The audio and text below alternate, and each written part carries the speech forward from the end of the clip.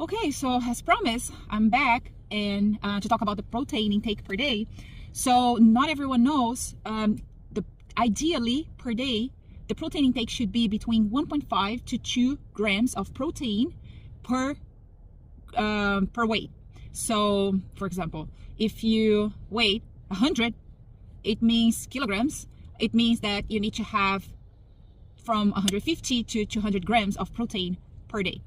And to honestly understand how much protein each food has, you really need that apps that help you track the ones that you input, like what you eat. So then they give you like the amount of protein. So for example, another simple one, 100 grams of chicken usually has between 25 grams of protein.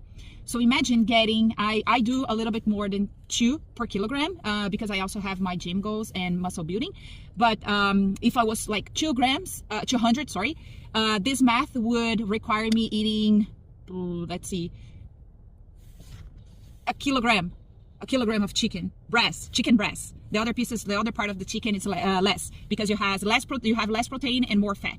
And red meat is different, pork meat is different, seafood is different. All of them usually has a little bit lower amount of protein than the regular chicken breast.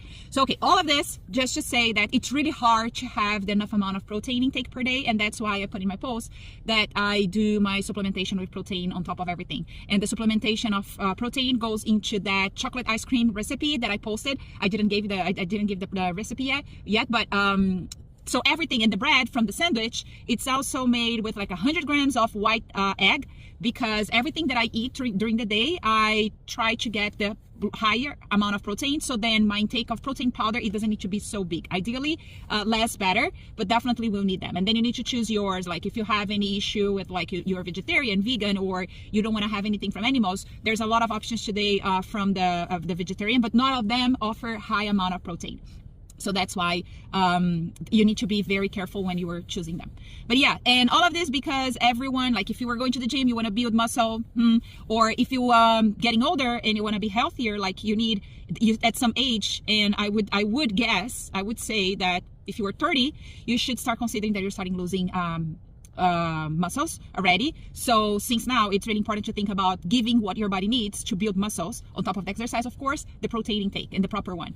So, and this avoids like issues like sarcopenia, for example, when you get older, or even like giving you a better lifestyle, because you can feel that if you have muscles, you don't struggle much to do your regular movements, you know. So it's not about beauty, it's not about getting like a lot of muscles, building muscles. It's about having a good life and well-being and wellness. That is what we are sharing